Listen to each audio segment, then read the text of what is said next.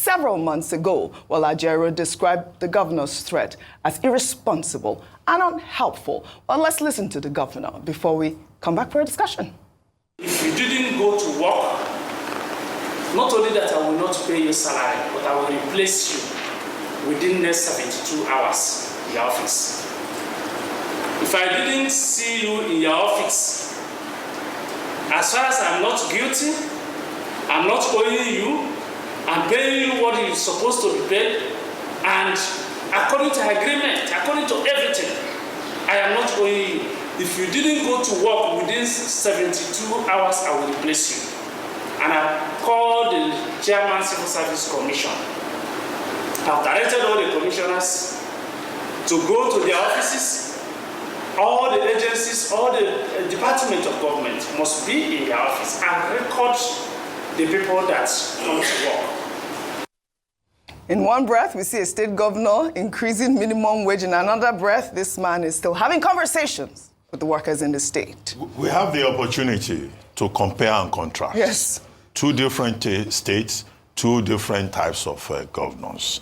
In Osun State, where Governor Jackson Adeleke recently celebrated 2 years in office, we saw reports of how he has touched the lives of people in the state in all the 333 wards in Osun State. That's the number of wards that they have.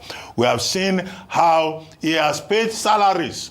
When he became governor 2 years ago, he met a backlog of about 16 months on paid salaries and arrears.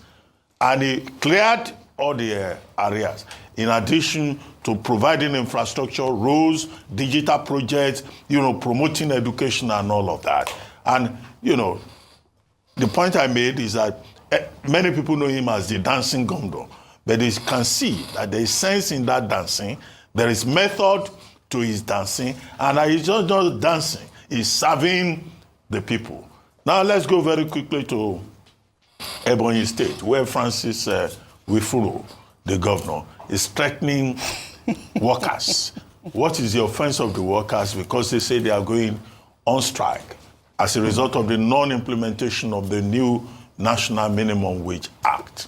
Well, Francis Wifuru, they used to be told that it is called New National Minimum Wage Act, but it's not just that it's Minimum Wage Act. It's an act of law. That's why it's called an act. And what the Labour Congress is complaining about is that governors are bound to respect the laws of the land.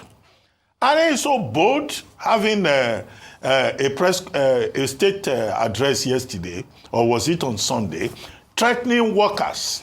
Is he aware that workers deserve their wages? Has he heard of such an expression before? Is he aware that this is a democracy where a governor cannot behave like some taskmaster, threatening people, saying that he will sack people if they don't show up in 72 hours? Has he read labor regulations that the governor in the state cannot just come and sack people, that there is a procedure? And this is the point we keep making about the leadership recruitment process. People who are not prepared for leadership should not be allowed to get near government house or any important position, no matter how privileged they may be, no matter how rich they may be. Now to Governor Wifuru, the best thing that he should do is to respect the law and stop threatening people.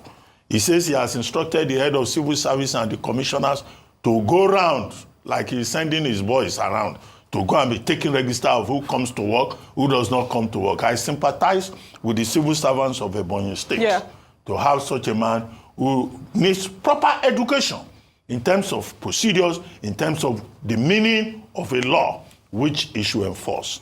If he has issues, he should negotiate.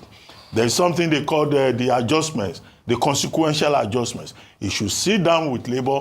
They should work out the template for payment.